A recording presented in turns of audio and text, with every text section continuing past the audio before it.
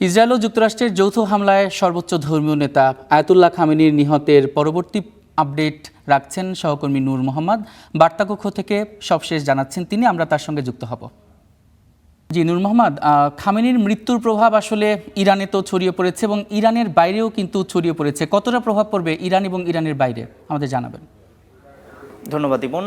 আপনি যেমনটি জানাচ্ছিলেন যে আয়াতুল্লাহ আলী খামেনির যে মৃত্যু, সেই সংবাদটি যখন ছড়িয়ে পড়ে গোটা বিশ্বে, বিশেষ করে ইরানের অভ্যন্তরে এখন পর্যন্ত যা খবর পাওয়া যাচ্ছে, বিক্ষোভ হয়েছে। সাধারণ মানুষ তাদের প্রতিক্রিয়া জানাচ্ছে, তারা বিক্ষোভে ফেটে পড়েছেন। কারণ সর্বোচ্চ ধর্মীয় নেতা মূলত এই রাষ্ট্রটির সর্বোচ্চ নীতি নির্ধারণের যে জায়গা, সেটি তাকেই যখন টার্গেট করে হত্যা করা হয়েছে, তখন দেশটির জনগণ স্বাভাবিকভাবেই সেটি সহজভাবে আসলে মেনে নিচ্ছে না। বিশেষ করে আয়াতুল্লাহ আলী খামেনি তার যেই দক্ষতা এবং যোগ্যতা, সেই দক্ষতা যোগ্যতার মাধ্যমেই কিন্তু ইরান আজকে বিশ্বের একটি অন্যতম শক্তি হিসেবে আবির্ভূত হয়েছে। মূলত ইরানের যে পাহলবি যে রাজবংশ, সেটির পতনের পর ইসলামিক বিপ্লব যখন সংগঠিত হয়, এরপর তিনি ক্ষমতায় আসার পর মূলত ইরানের যে প্রতিরক্ষা ব্যবস্থা, বিশেষ করে মিসাইল যে শিল্প, সেটি তিনি ঢেলে সাজিয়েছেন। একই সঙ্গে পারমাণবিক শক্তিধর হবার জন্য চেষ্টা করেছেন এবং এই বিষয়গুলোর কারণেই মূলত যুক্তরাষ্ট্রের কাছে তিনি কাঁটা হয়ে উঠেছিলেন এবং তাকে বারবার সরিয়ে দেওয়ার চেষ্টা করা হয়েছে। অবশেষে অনেকবারই আসলে তাদের পদক্ষেপ ব্যর্থ হয়েছে, কিন্তু শেষ পর্যন্ত শনিবার সকালে তাকে টার্গেট করে যে হামলা চালানো হয়, সেখানে যুক্তরাষ্ট্র আসলে এবং ইসরায়েল সফল হয়। কিন্তু এর প্রভাব আসলে খুব স্বাভাবিকভাবেই সীমাবদ্ধ থাকবে না, কারণ ইরানের যে বিপ্লবী গার্ড বাহিনী, তারা এরই মধ্যে ঘোষণা করেছে যে সর্বোচ্চ শক্তি দিয়ে তারা মূলত যুক্তরাষ্ট্র এবং ইসরায়েলকে টার্গেট করবে। এবং এরই মধ্যে যা খবর পাওয়া যাচ্ছে যে আশপাশের সকল দেশেই যেখানে ইরানের ঘাঁটি, যুক্তরাষ্ট্রের ঘাঁটিগুলো রয়েছে, সেই ঘাঁটিগুলোকে লক্ষ্য করে মূলত হামলা চালানো হয়েছে এবং বেশ ক্ষয়ক্ষতির খবরও পাওয়া যাচ্ছে। তবে সুনির্দিষ্টভাবে কোন কোন দেশে কতটা ক্ষয়ক্ষতি হয়েছে সেটি এখনও পরিষ্কার নয়। কিন্তু এই আক্রমণ যে খুব শিগগিরই থেমে যাবে কিংবা বন্ধ হয়ে যাবে, এমনটা আসলে ধারণা করছেন না বিশ্লেষকরা। পশ্চিমা গণমাধ্যম কিংবা ইসরায়েলি গণমাধ্যম এটিকে একেবারেই স্বাধীনতার যে, বিশেষ করে ইরানে খামেনি বিরোধী যে শক্তি রয়েছে, বিশেষ করে শাহ রেজা পাহলবি অর্থাৎ পতিত স্বৈরশাসক, তার যে ছেলে রেজা শাহ, তিনি একটি পোস্ট করেছেন এক্সে। তিনি বলেছেন যে স্বাধীনতার একেবারেই দ্বারপ্রান্তে তারা, একেবারেই জনগণকে তিনি আহ্বান জানিয়েছেন। একই সঙ্গে তিনি আরও বলেছেন যে এর আগে তিনি বলেছেন যে একেবারে ডোনাল্ড ট্রাম্প, যিনি এই পদক্ষেপ নিয়েছেন, ইরানের যে শাসক খামেনিকে লক্ষ্য করে যে হামলা চালানো হয়েছে, এটির জন্য মার্কিন যে পদক্ষেপ সেটিকে তিনি স্বাগত জানিয়েছেন এবং মানুষের, ইরানের জনগণের মুক্তি আসছে এটি তিনি দাবি করেছেন। মূলত রেজা চাচ্ছেন যে ইরানের এই বর্তমান শাসন ব্যবস্থা সরিয়ে দেখ যুক্তরাষ্ট্রের মাধ্যমে। তিনি চাচ্ছেন এটি সরে যাক এবং তিনি রাষ্ট্র ক্ষমতায় আসতে চাচ্ছেন, এমনটি বেশ গত 28 ডিসেম্বরের বিক্ষোভের পর থেকেই তিনি আসলে এমনটা আহ্বান জানিয়ে আসছিলেন এবং বিশ্বের বিভিন্ন দেশে তিনি যে বিক্ষোভকারী রয়েছেন তাদেরকে ইন্ধন দিয়ে যাচ্ছিলেন। বিশেষ করে যুক্তরাষ্ট্রের প্রেসিডেন্ট ডোনাল্ড ট্রাম্প, তিনিও আসলে উস্কে দিচ্ছিলেন সেই বিক্ষোভ। অবশ্যই সেই বিক্ষোভ আসলে ব্যর্থ হবার পর মূলত আলোচনার দিকে এগুচ্ছিল যুক্তরাষ্ট্রের সঙ্গে ইরানের যে পারমাণবিক ইস্যুটি, সেটি আলোচনার দোলাচলে ফেলেই কিন্তু যুক্তরাষ্ট্র এবং ইসরায়েল দুপক্ষ মিলে ইরানের উপর এই হামলাটি চালিয়ে বসে। এখন ইরানের যে পরিস্থিতি, সেটি আসলে ইরানের মধ্যেই সীমাবদ্ধ থাকবে না, কারণ এর প্রভাব আসলে অনেক সুদূর প্রসারী। কারণ ইরান অন্যতম একটি গুরুত্বপূর্ণ জিওপলিটিক্যাল অর্থাৎ ভূ রাজনৈতিক অবস্থানে রয়েছে। এরই মধ্যে হরমুজ প্রণালী কিন্তু ইরান বন্ধ করে দিয়েছে, যেখান দিয়ে মূলত একটা বড় পরিমাণ তেলের যে পরিবহন সেটি হয়ে থাকে। এর মাধ্যমে আসলে বৈশ্বিকভাবেও এটির বড় প্রভাব পড়বে। এর বাইরে যেটি রয়েছে যে ইরানের যেই ইরানের সমর্থক যেই সশস্ত্র গোষ্ঠীগুলো রয়েছে, তারাও এখন প্রতিক্রিয়া দেখাবে, এমনটা আসলে ধারণা করাই যায়। জি নূর মোহাম্মদ, আপনি যেমনটা বলছিলেন যে তাদের একটি বৈঠক ছিল, সেটা ওমানের মধ্যস্থতায় বৈঠকটা ছিল এবং সেখানে কিন্তু যুদ্ধ শেষের পথে যাচ্ছে এমন একটা ইঙ্গিত কিন্তু ওমানের পররাষ্ট্রমন্ত্রী দিয়েছিলেন, কিন্তু তার মধ্যেই দেখতে পেলাম যে চারদিকে তাদের হামলা চালানো হলো। ইরান কিন্তু আগে থেকেই বলে রেখেছিল যে সেখানে ইরানে যদি হামলা চালায় তাহলে কিন্তু সে থেমে থাকবে না। তেমনই হয়েছে, গত রাতভর কিন্তু মধ্যপ্রাচ্যের বিভিন্ন দেশে যেখানে মার্কিন সামরিক ঘাঁটি রয়েছে, যদি বলি সংযুক্ত আরব আমিরাতের কথা, সৌদি আরব, কাতার, কুয়েত এবং অন্যান্য যেগুলো আছে বাহরাইন সহ, সেখানে কিন্তু তারা হামলা চালিয়েছে। তো এর ফলে সেই সব দেশগুলোর ইরানের প্রতি আসলে কেমন মনোভাব দেখছেন, তারা আসলে কি বলছেন, আর এই সব হামলা চালানোর ফলে যুক্তরাষ্ট্র এবং ইসরায়েলের কতটা ক্ষয়ক্ষতি হলো সেটাও জানাবেন। দেখুন, ক্ষয়ক্ষতির বিষয়টি এখনও পরিষ্কারভাবে একেবারেই সুনির্দিষ্ট ভাবে কেউ প্রকাশ করেনি। বিচ্ছিন্নভাবে যে খবর গণমাধ্যমে আসছে, বিশেষ করে ইরানেরই এখন পর্যন্ত ক্ষয়ক্ষতি বেশি হয়েছে এমনটাই আসলে গণমাধ্যমে আসছে। বিশেষ করে ক্ষয়ক্ষতি, স্থাপনার ক্ষয়ক্ষতির চেয়ে মূলত মানুষের প্রাণের যে মূল্য, সেটি আসলে আসলে কোনো হিসেবের নিয়ে আসা যায় না। কারণ আপনি জানবেন যে যে হামলাটি গতকাল করা হয়েছে, এর মাধ্যমে কিন্তু প্রথম দিকেই হামলা একটি জায়গায় হামলা হয়েছে, যেটি একটি প্রাথমিক বিদ্যালয় ছিল। সেই বিদ্যালয়ে যে শিশু কিশোররা পড়াশোনা করত, সেই শিশুদের উপরই হামলা চালানো হয়েছে। যুক্তরাষ্ট্র যদিও মানবাধিকারের কথা বলে, কিন্তু যে হামলাটি হয়েছে সেটি একটি স্কুলে হামলা হয়েছে এবং এখানে শতাধিক শিক্ষার্থী মারা গেছে, শিক্ষার্থী এবং অন্যান্য সাধারণ মানুষ। বলা হচ্ছে যে 108 জন মারা গেছে। তো বুঝতেই পারছেন যে এটি আসলে কত বড় একটি ভয়ানক বিষয় ছিল এবং অমানবিক বিষয় ছিল। বাচ্চাদের উপর হামলা চালানো, এটি আসলে কিভাবে হিসেব করা যায়। এর বাইরে যদি আমরা বলি যে ইরানের কথিত নিশ্চয়ই সর্বোচ্চ নেতা আয়াতুল্লাহ আলী খামেনিকে টার্গেট করা হয়েছে, তাকে হত্যা করা হয়েছে, এর চেয়ে বড় ক্ষতি তো আর নিশ্চয়ই নেই। এর বাইরে ইরানের পক্ষ থেকে যে মিসাইলগুলো নিক্ষেপ করা হয়েছে, মূলত মার্কিন যে ঘাঁটিগুলো রয়েছে সেগুলোকে লক্ষ্য করে, সেখানে কাতার, সংযুক্ত আরব আমিরাত, একই সঙ্গে আমরা ইরাকের আকাশেও আজকেও সেখানে বিস্ফোরণের খবর পাওয়া গেছে। এরকম আশপাশের সকল দেশেই কিন্তু ইরান টার্গেট করেছে তাদের সর্বোচ্চ সক্ষমতা দিয়ে, এবং তারা আরও হামলা চালাবে এমনটাই আসলে তারা জানাচ্ছে। এর বাইরে ইসরায়েলে একজন মারা গেছে এবং 200 শতাধিক মানুষ আহত হয়েছে, এমনটা খবর এখন পর্যন্ত পাওয়া যাচ্ছে। এর বাইরে স্থাপনার হয়তো ক্ষয়ক্ষতি হয়েছে, কিন্তু কতটা ক্ষয়ক্ষতি হয়েছে সেটি এখন পর্যন্ত পরিষ্কারভাবে একেবারে হিসেব করে যে বলা, সেই সুযোগটি হয়তো আসেনি বা সামনে হয়তো আমরা পাবো। আমরা আন্তর্জাতিক গণমাধ্যম থেকে আপাতত এই রকম খবরই পাওয়া যাচ্ছে। জি নূর মোহাম্মদ, আপনি যেমনটা বলছিলেন যে ইরানের সর্বোচ্চ ধর্মীয় নেতা আয়াতুল্লাহ আলী খামেনি এবং তার সপরিবারে নিহত হয়েছেন, এর চেয়ে বড় হয়তো ক্ষতি তাদের আর কোনোটি নেই। কিন্তু এখন তো তাদের দেখা যাচ্ছে যে যে ধরনের পরিকল্পনা করবে, কৌশলে কিন্তু কিছুটা পরিবর্তন আনতে হবে। আরেকটা ব্যাপার যেটা আপনাকে আগেই বলছিলাম, যে মধ্যপ্রাচ্যের বিভিন্ন দেশ যে প্রতিক্রিয়া দেখাচ্ছে, বিভিন্ন গণমাধ্যমের পরতে আমরা জানতে পেরেছি যে তারাও হুঁশিয়ারি দিচ্ছে যে সতর্ক অবস্থানে থাকতে বলছে ইরানকে। তো এই অবস্থায় আসলে ইরান কতটা চাপে পড়েছে, ইরানের এখন কি করা উচিত, আপনার কি মনে হয়? ইরান চাপে পড়েছে, ইরান আসলে চাপের মধ্যেই আছে। চাপে নতুন করে পড়ার তেমন বিষয় নেই, কারণ ইরানের উপর চাপ তো নানাভাবে হয়েছে। প্রথমত হলো অর্থনৈতিক চাপ, যেটি পশ্চিমা যে দেশগুলো রয়েছে তারা আসলে চাপের মধ্যেই রেখেছে। বিশেষ করে পাহলভি যে স্বৈরশাসক, তার পতনের পর যে ইসলামিক বিপ্লবী সরকার গঠিত হয়েছে, এরপর থেকেই মূলত চাপের মধ্যেই আছে। এই চাপ সামলেই মূলত ইরান এগিয়ে যাওয়ার চেষ্টা করেছে। তাদের যে ভূ রাজনৈতিক অবস্থান সেটি তারা ধরে রাখার চেষ্টা করেছে। এরপর সর্বোচ্চ নেতাদেরকে হত্যা করার চেষ্টা করা হয়েছে বহুবার। আপনি জানেন যে কাসেম সোলাইমানি, তাকে হত্যা করা হয়েছে, অন্যতম শীর্ষ সামরিক কর্মকর্তা তিনি ছিলেন। এর বাইরে ইরানের যে অন্যান্য সমর্থক গ্রুপগুলো রয়েছে সেগুলোর শীর্ষ নেতাদেরও কিন্তু হত্যা করা হয়েছে। আপনি জানবেন যে হাসান নাসরুল্লাহ, তাকে হত্যা করা হয়েছে।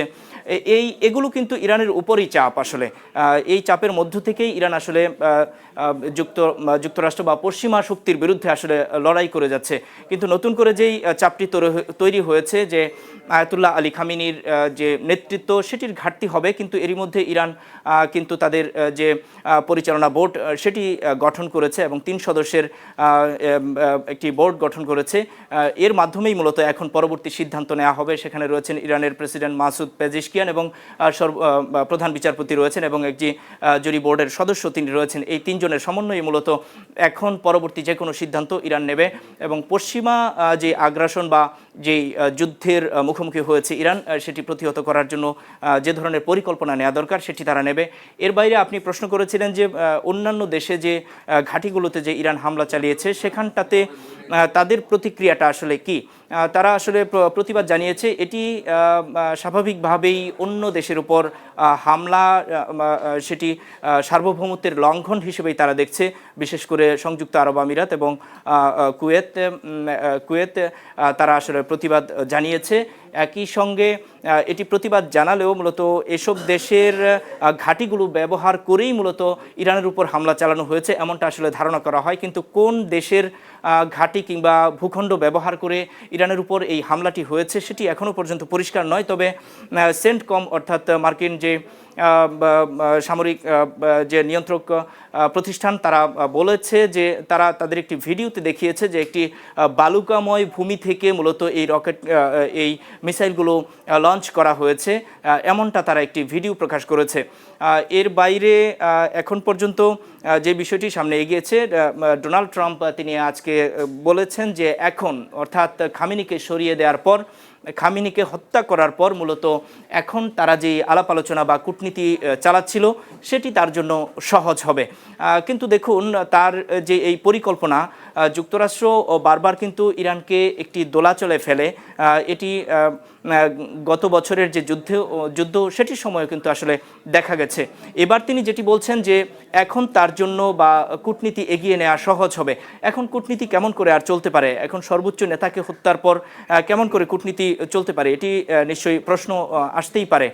কারণ একটি দেশের সর্বোচ্চ নেতাকে এভাবে হামলা চালিয়ে হত্যা করা, এর আগে আপনি জানবেন যে ভেনেজুয়েলার প্রেসিডেন্ট নিকোলাস মাদুরোকে তিনি তুলে নিয়েছেন একেবারেই সার্বভৌমত্ব লঙ্ঘন করে। তখনও কিন্তু ভেনেজুয়েলায় তিনি হামলা চালিয়েছিলেন, তারপর মাদুরোকে এবং তার স্ত্রীকে তুলে নিয়ে গিয়েছিলেন। কিন্তু এই ধরনের পদক্ষেপ একেবারেই স্বল্প সময়ের ব্যবধানে তিনি যে এই ধরনের আগ্রাসী ভূমিকা নিচ্ছেন এটি নিশ্চয়ই পুরো বিশ্বের জন্য একটি হুমকি। ধরুন ইরানের যে এখন পরিস্থিতি, ইরানে তিনি সফল হয়েছেন, এখন অন্য দেশের দিকে তিনি বা যাকে তিনি হুমকি মনে করবেন তার বিরুদ্ধে তিনি এ ধরনের অ্যাকশন নিতে আগ্রাসী হয়ে উঠবেন, এটি খুব স্বাভাবিক ব্যাপার। এমনটাই আসলে ধারণা করা যেতে পারে। কারণ তিনি বলছেন যে এখন আলোচনা তার জন্য সহজ হবে, কিন্তু এই আলোচনা আর এগুবে কিনা, ইরান তাতে আর সায় দেবে কিনা সেটি সময়ই আসলে বলে দেবে। সর্বোচ্চ নেতারা নিশ্চয়ই সে ব্যাপারে বলবেন। কারণ চতুর্থ দফা যেই আলাপ আলোচনাটি হবার কথা সেটি সোমবার হবার কথা অস্ট্রিয়ার ভিয়েনায়। সেখানে পারমাণবিক ইস্যু নিয়ে আলাপ আলোচনা হবার কথা ছিল। এর আগে 3 দফা বৈঠকে ট্রাম্প আসলে যেই পদ্ধতিতে এগোচ্ছে আলোচনা সেটিতে তিনি সন্তুষ্ট নন, এটি তিনি হামলার ঠিক আগ মুহূর্তে বলেছিলেন। এরপরে কিন্তু ইসরায়েল এবং যুক্তরাষ্ট্র এই দুই পক্ষ মিলে ইরানের উপর হামলা চালিয়ে বসে। মানে ইরানকে একটি আলাপ আলোচনার দোলাচলে ফেলেই মূলত এই হামলাটি করা হয়েছে এবং এর আগেও তিনি এই একই ধরনের পথ বেছে নিয়েছিলেন। কারণ ইরান এবার যে আলাপ আলোচনার ক্ষেত্রে সর্বোচ্চ ছাড় দেওয়ার মানসিকতা নিয়েই মূলত এগোচ্ছিল, এমনটাই আসলে ইরানের পররাষ্ট্রমন্ত্রী আব্বাস আরাকচি তিনি বারবারই এটি বলছিলেন যে ছাড় দেওয়া হবে। তবে তিনি সবশেষ যেটি বক্তব্য দিয়েছিলেন যে ছাড় দেওয়া হবে, তবে এই চুক্তি নির্ভর করছে যুক্তরাষ্ট্রের অতিরিক্ত কিছু না চাওয়ার উপর নির্ভর করছে এবং যুক্তরাষ্ট্রের গুরুত্ব এবং সদিচ্ছার উপরই নির্ভর করছে, এমনটা তিনি বলেছিলেন। কিন্তু এই বলা এবং এই আলাপ আলোচনার মধ্যেই হামলাটি হয়ে গেল এবং সর্বোচ্চ নেতা আয়াতুল্লাহ আলী খামেনিকে সরিয়ে দেওয়া হলো, যেটি যুক্তরাষ্ট্রের প্রেসিডেন্ট বারবারই চাচ্ছিলেন যে এই সরকারের পতন হোক। তারা এই সম্প্রতি যে বিক্ষোভ হয়েছে, তিনি যে বিক্ষোভ তিনি তিনি যেটি বৃহস্পতিবারে হয়েছে, চতুর্থ দফা বৈঠক হওয়ার কথা রয়েছে সোমবার, তার মাঝেই কিন্তু এ ধরনের একটি হামলা হলো, বেশ খানিকটা বেশ অতর্কিত হয়তো। তো দেখা যাচ্ছে যে এই যে যুক্তরাষ্ট্র এবং ইসরায়েল কিন্তু দীর্ঘ সময় ধরে বলে আসছে এবং তারা কিন্তু বিভিন্ন গণমাধ্যমে বলাতে জানতে পেরেছে যে তারা বলছেন যে যতক্ষণ পর্যন্ত তারা সামরিকভাবে নিঃশেষ না করতে পারবে বা সামরিক সরঞ্জাম নিঃশেষ না করতে পারবে ততক্ষণ পর্যন্ত কিন্তু হামলা চালিয়ে যাবেন। এর মধ্যে সর্বোচ্চ ধর্মীয় নেতা আয়াতুল্লাহ আলী খামেনির মৃত্যু, ইরানের এখন কিন্তু ইরানের যুদ্ধের কৌশলটাও কিছুটা পরিবর্তন করতে হবে। তো সব মিলিয়ে কি মনে হয় হামলা কতদিন চলতে পারে? দেখুন, এটি তো আসলে দিনক্ষণ গুণে বলা মুশকিল, কারণ একটি যুদ্ধ যখন শুরু হয় সেটি দুপক্ষই আসলে সর্বাত্মক শক্তি দিয়েই আসলে মোকাবেলা করার চেষ্টা করে। ইরানের ক্ষেত্রে যেটি হয়েছে, ইরানের সক্ষমতা যতটুকুই থাকুক না কেন তারা তাদের সর্বোচ্চটা ব্যবহার করবে, এমনটি IRGC অর্থাৎ ইসলামিক রিভলিউশনারি গার্ডের পক্ষ থেকে বলা হয়েছে। এখন সেটি তারা তাদের নীতি নির্ধারণী পর্যায়ে কোন দিকে এগোবে, এই সংঘাত আর কতদূর এগোবে সেটি এই মুহূর্তে আসলে দিনক্ষণ টেনে বলা মুশকিল, কারণ তারা তাদের সর্বোচ্চ নেতাকে হারিয়েছে, তারা তাদের সর্বোচ্চটাই দিয়েই চেষ্টা করবে, এমনটা কিন্তু স্বাভাবিক। তারা এটি ঘোষণাও করেছে। ইরানের যে সামরিক সক্ষমতা রয়েছে সেটির অন্যতম হচ্ছে মিসাইল, যে ক্ষেপণাস্ত্র ব্যবস্থা। এই মিসাইলগুলোর রেঞ্জ মূলত সর্বোচ্চ 2000 কিলোমিটার পর্যন্ত কাভার করে, এরকম মিসাইলও কিন্তু ইরানের রয়েছে। তো সেই ক্ষেত্রে এই ক্ষেপণাস্ত্রগুলো মূলত ইসরায়েল এবং আশপাশের যেই এই মধ্যপ্রাচ্য অঞ্চলে যে ইরানের যুক্তরাষ্ট্রের ঘাঁটিগুলো রয়েছে সেখানটাতে তারা নিশ্চয়ই যেভাবে পদক্ষেপ নিচ্ছে সেটি নেবে এবং সেই ঘোষণাই কিন্তু তারা দিচ্ছে। এর বাইরে এখন নতুন করে যেই বোর্ড গঠন করা হয়েছে, এই নীতি নির্ধারণী বোর্ডের মাধ্যমেই মূলত এখন সিদ্ধান্ত আসবে পরবর্তী কী ধরনের তারা পদক্ষেপ নেবে। এর বাইরে ইরানিদের যে মনোভাব সেটি দেখা যায়, তারা বিক্ষোভ করছেন। এর বাইরে ইরানের এই সরকার পতনের জন্য যে আন্দোলন হচ্ছিল 28 জুলাই থেকে, যে আন্দোলন শুরু হয়েছিল অর্থনৈতিক সংকটকে ঘিরে, সেখানে সেই জায়গাটিতে তারা মূলত সফল হয়নি। তারা দাবি করছিল, পশ্চিমা মিডিয়া এবং মার্কিন প্রেসিডেন্ট ডোনাল্ড ট্রাম্পও দাবি করছিলেন যে ব্যাপকভাবে গণহত্যা করা হয়েছে এবং সেই সময়টা থেকেই মূলত ইরানের যেই সরকার পতন সেটি আসলে চেয়ে আসছিল, কিন্তু সেই যাত্রায় তারা সফল না হওয়াতে মূলত এই দ্বিতীয় ধাপে অর্থাৎ যে সামরিক আগ্রাসন বা হামলা সেটির পথ বেছে নিয়েছে। এর মধ্যে যুক্তরাষ্ট্রও কিন্তু তাদের সামরিক যে সরঞ্জাম বা সামরিক সক্ষমতা সেটি ব্যাপকভাবে বাড়িয়েছে। এরই মধ্যে আপনি জানেন যে USS জেরাল্ড ফোর্ট, এই মার্কিন দ্বিতীয় রণতরীটি এরই মধ্যে এগোচ্ছে। এর বাইরে আব্রাহাম লিঙ্কন সেটি এর আগে এরই মধ্যে সেখানে অবস্থান করছে। এই বিমানবাহী রণতরীগুলো মূলত তাদের যে আগের যে সামরিক সক্ষমতা সেটির সঙ্গে মূলত যোগ দিয়েছে বাড়তি সক্ষমতা হিসেবে। সব কিছু মিলে ইরানকে একেবারেই এই হামলা করা কিংবা নেতৃত্বকে মুছে ফেলা এটি একেবারেই সুদূর প্রসারী পরিকল্পনা ছিল, কিন্তু আলাপ আলোচনার দোলাচলে ফেলার কারণে মূলত গণমাধ্যমে যেই তথ্যগুলো আমরা পাচ্ছি সেখানটাতে মূলত এই হামলার বিষয়টি একটু ঝিমিয়ে পড়েছিল বা আলাপ আলোচনার বাইরে চলে গিয়েছিল। তখন আলোচনার যে কূটনৈতিক যে প্রচেষ্টা সেটি আসলে ফ্রন্টলাইনে চলে আসে। কিন্তু ডোনাল্ড ট্রাম্প কিংবা ইসরায়েল এই দুপক্ষ মিলে মূলত হয়তো এই পরিকল্পনাটি করেছে যে ইরানকে মূলত এই আলাপ আলোচনার কেন্দ্রিক ব্যস্ত রেখে তারা এই হামলাটি চালিয়ে বসবে, এমন পরিকল্পনা তাদের ছিল। এমনটি গতকাল হামলার পরেই কিন্তু ইসরায়েলের প্রতিরক্ষামন্ত্রী ইসরায়েল কাটজ তিনি আসলে পরিষ্কারভাবেই বলে দিয়েছেন যে এটি তাদের পূর্ব পরিকল্পিত যে অভিযানের সিদ্ধান্ত সেটি তারা করেছে।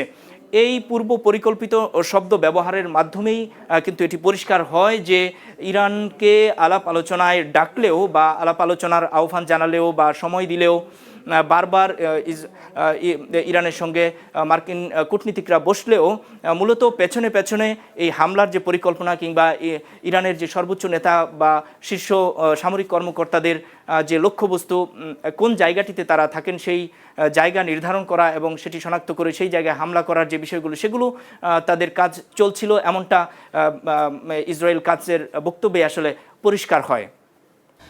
জি নূর মোহাম্মদ, আপনি যেটা বলছিলেন যে আসলে এই যে আলাপ আলোচনা, বিভিন্ন ধরনের বৈঠক, সেটা আসলে কালক্ষেপণের একটি অংশ ছিল, সেভাবেই বলছিলেন। তো যুক্তরাষ্ট্র কিন্তু দীর্ঘদিন যাবৎ খামেনি প্রশাসনের অবসানের জন্য কাজ করছিলেন। তারা বিভিন্ন ধরনের আন্দোলন করেছিলেন, বিরোধী দল বানিয়ে, এবং খামেনিকে নামানোর চেষ্টা করেছিলেন। তো খামেনির তো মৃত্যু ঘটলো, তো খামেনি প্রশাসনের কি অবসান কি এত সহসায় অর্জন করতে পারবে, এবং যুক্তরাষ্ট্র এবং ইসরায়েল যে লক্ষ্যে পৌঁছেছে মনে করছে, সেটাকে আসলে তারা পৌঁছেই গেল, নাকি এই যে ধর্মীয় নেতাদের যে শাসন, সেই শাসনটা অব্যাহত থাকবে? কি মনে হয় আপনার? দেখুন, একটি রাষ্ট্র আসলে একটি নীতির উপরই প্রতিষ্ঠিত হয়। ইরানের যে দীর্ঘদিনের যে 3 যুগের যে শাসন, বিশেষ করে খামেনি নেতৃত্বাধীন যেই শাসন ব্যবস্থা, এটি একটি ইসলামিক বিপ্লবী সরকারের একটি চেতনার মধ্য দিয়েই মূলত পরিচালিত হয়েছে। বিশেষ করে পশ্চিমা শক্তির বিরুদ্ধে লড়াই করেই এ পর্যন্ত এসেছে। এখানটাতে যদি যুক্তরাষ্ট্র তাদের লক্ষ্য পূরণ করতে চায়, একেবারেই এই রাষ্ট্রটির আমূল পরিবর্তন ছাড়া সম্ভব নয়। আর একটি রাষ্ট্রের নীতি নির্ধারণী পর্যায়ে দু একজন এর আগেও শীর্ষ কমান্ডার কিংবা শীর্ষ নেতৃত্ব হারিয়েছে, সর্বোচ্চ নেতা না হারালেও কিন্তু ইরান কিন্তু তাদের যে মূল নীতি সেটি থেকে বিচ্যুত হয়নি। এখন যুক্তরাষ্ট্র যেটি দাবি করছে যে এখন আলাপ আলোচনা সহজ হবে, তারা আলাপ আলোচনার কথা বললেও তারা মূলত এই রিজিম চেঞ্জের কথাই, তারা এই সরকারের পতনটাই আসলে চাচ্ছিল। এখন যেহেতু সরকারের এই আয়াতুল্লাহ আলী খামেনিকে হত্যা করেছে, এখন তার স্তরের কয়েক স্তরের নেতৃত্ব কিন্তু রয়েই গেছে। তো খুব স্বাভাবিকভাবেই এটি এত মানুষকে তো আর যুক্তরাষ্ট্র হত্যা করতে পারবে না। সর্বোচ্চ নেতাকে হত্যা করেছে, তার সেকেন্ড ম্যান বা থার্ড ম্যান আছে, তারা দায়িত্ব নিচ্ছেন, কিন্তু একেবারেই সহসা একটি রাষ্ট্রকে বদলে ফেলা সেটি আসলে সম্ভব না। কারণ আপনি রিসেন্ট অতীতে যদি আমরা দেখি যে মাদুরোকে তুলে নেওয়ার পর কিন্তু তিনি তেলের যে একটি বিষয়, এই তেলের নেতৃত্ব নিয়েছেন, তিনি তেল এখন নিজের মার্কিন ব্যবস্থাপনায় বিক্রি করছেন। এতটুকুই পরিবর্তন করতে পেরেছেন। একটি রাষ্ট্রকে তো বদলে ফেলা আসলে এত সহজ কাজ নয়। বিশেষ করে ইরানের ক্ষেত্রে এটি আরও বেশি, কারণ ইরানের যে বিপ্লবী গার্ড বাহিনী থেকে শুরু করে আরও যে কয়েক স্তরের সামরিক বাহিনী রয়েছে, কর্মকর্তারা রয়েছেন, তারা আসলে তাদের যেই পলিসি সেটি ইসলামিক বিপ্লবের যে চেতনাকে ধারণ করেই মূলত তারা এটি সাজিয়েছেন, এবং দীর্ঘকাল ধরে এমনটা তারা এই যুদ্ধ বা লড়াইয়ের মধ্য দিয়েই মূলত এগিয়ে আসছেন। এখন খামেনির চলে যাওয়া এখানে নিশ্চয়ই ইরানের জন্য বড় ক্ষতি, এটি নিঃসন্দেহে বলা যায়। ইরানের মানুষের জন্য এটি বড় ক্ষতি, কিন্তু এর মাধ্যমে যে একটি রাষ্ট্রকে পুরোপুরি বদলে ফেলা যাবে বিষয়টি এইরকমও নয়। এর বাইরে ইরানের যে প্রতিটা দেশেই আসলে পক্ষে বিপক্ষে, সরকারের পক্ষে এবং বিপক্ষে জনগণ থাকবেই, এটাই স্বাভাবিক। কারণ মত প্রকাশের স্বাধীনতা এটি একটি বড় বিষয়। সেই জন্য সেখানে বিক্ষোভও হয়েছে, বিক্ষোভ হতেই পারে, কিন্তু এই বিক্ষোভের মধ্য দিয়ে কিন্তু তারা সফল হয়নি। কারণ ইরানের বেশিরভাগ মানুষ কিন্তু এই খামেনি প্রশাসনের পক্ষেই ছিল। আর এই পক্ষে থাকার কারণেই মূলত মার্কিন যে মদদ কিংবা ইসরায়েলি মদদ, এটির কারণে কিন্তু সম্প্রতি সফল হয়নি পশ্চিমা যে পদক্ষেপ, সেটি এই সরকার সরিয়ে দেওয়ার যে চেষ্টা, সেটি সফল হয়নি। কিন্তু এবং সেখানে কিন্তু যুক্ত হয়েছিল পাহলভি, অর্থাৎ তিনি এই ক্ষমতায় আসতে চাচ্ছেন। তিনি যদি ক্ষমতায় আসেন তাহলে তিনি আবার যেই পোস্টটি করেছেন এই আজকে, তিনি এটিকে গণতন্ত্রের জন্য একটি যাত্রা হিসেবে উল্লেখ করেছেন পাহলভি, যাকে মূলত সামনে নিয়ে এগোনোর চেষ্টা করছে যুক্তরাষ্ট্র। এখন এটিকে গণতন্ত্রের দিকে যাত্রা বলা হলেও মূলত ইরান যে তার শক্তি সামর্থ্য নিয়ে এগোচ্ছিল, সেটি যদি একেবারেই মুছে ফেলার যে চেষ্টা, সেটি হয়তো সফল হবে না। কিন্তু যদি নতুন করে এমন কোনো ব্যবস্থা আরোপ করা হয় যেটি একেবারেই এই শীর্ষ নেতৃত্বকে সরিয়ে দিয়ে নতুন পাহলভি বা পাহলভির সমর্থক বা যুক্তরাষ্ট্রের মদতপুষ্ট কাউকে বসানো হয়, তাহলে হয়তো পলিসিগত কিছু বিষয়ের পরিবর্তন আসবে। কিন্তু ইরানের যে সাধারণ জনগণ, ইরানের জনগণ কিন্তু এই আমেরিকান যে আগ্রাসন বা হামলা, এটিকে সার্বভৌমত্বের লঙ্ঘন হিসেবেই তারা দেখছে। বিশেষ করে এই বিক্ষোভের সময় যে পশ্চিমা যে মদত দেওয়া হয়েছিল, তখনও কিন্তু ইরানের বেশিরভাগ জনগণ কিন্তু বলেছিল যে এটি তারা চায় না। একই সঙ্গে তারা যুদ্ধও চায় না এটি বলেছিল, কিন্তু যুদ্ধ চায় না বলেছিল ইরান, কিন্তু যুদ্ধে জড়ায়নি। ইরানের উপর হামলা করা হয়েছে, ইরান এখন পাল্টা প্রতিরোধ করছে। এখন কেউ যদি হামলা করে তাহলে রাষ্ট্র হিসেবে সেটির প্রতিরোধ করা তো অবশ্যই নীতির মধ্যেই পড়ে, কারণ সার্বভৌমত্ব রক্ষা করা রাষ্ট্রের দায়িত্ব। সেই ক্ষেত্রে এটি করছে, কিন্তু যদি পাহলবি বা যে পশ্চিমাপন্থী যদি কোনো রাষ্ট্রপ্রধান সেখানে জুড়ে বা বসে, তাহলে হয়তো নীতিগত কিছু পরিবর্তন আসবে। কিন্তু সামগ্রিকভাবে ইরানের যে জনগণ, ইরানের জনগণের যে প্রত্যাশা, ইরানের জনগণের যে সার্বভৌমত্বের চেতনা, সেটি নিশ্চয়ই মুছে ফেলা যাবে না। যদি এই ধরনের কোনো পরিবর্তন আসেও, সেই ক্ষেত্রে জনগণ সামনে বিক্ষোভে ফেটে পড়বে, যেমনটি আজকে ফেটে পড়েছে ইরানের যে আয়াতুল্লাহ আলী খামেনির যে মৃত্যুর খবর সেটি ছড়িয়ে পড়ার পর। এমনটাই আসলে পরিষ্কারভাবেই বোঝা যাচ্ছে, কারণ স্বাভাবিকভাবেই একটি রাষ্ট্রের উপর আরেকটি রাষ্ট্রের যে আগ্রাসন বা হামলা, সেটি রাষ্ট্রের জনগণ মেনে নিতে পারে না। বিশেষ করে আমরা মাদুরোর ঘটনার দিকেই যদি ইঙ্গিত করি, যে সেখানে হামলা চালানোর পর ভেনেজুয়েলার যে সাধারণ মানুষ তারাও কিন্তু বিক্ষোভ করেছে, যে মাদুরোকে হয়তো পছন্দ করে না একটি অংশ, জনগণের একটি অংশ, কিন্তু তারপরও একটি রাষ্ট্রের উপর মার্কিন আগ্রাসন বা হামলা, এটি সে দেশের কোনো আদর্শ নাগরিক মেনে নেবার কথা নয়। এমনটি ইরানের ক্ষেত্রে আমরা নিশ্চয়ই দেখতে পাবো। নূর মোহাম্মদ, আপনাকে অসংখ্য ধন্যবাদ। যুদ্ধ বিগ্রহ আসলে কারোই কাম্য নয়। আমরাও চাই একটি সুষ্ঠু আলাপ আলোচনা হোক এবং তার প্রেক্ষিতে এই যুদ্ধ থামুক এবং সেই দেশগুলোতে এবং গোটা পৃথিবীতে শান্তি প্রবাহ তৈরি হোক। আপনাকে অসংখ্য ধন্যবাদ আমাদের সঙ্গে যুক্ত হওয়ার জন্য।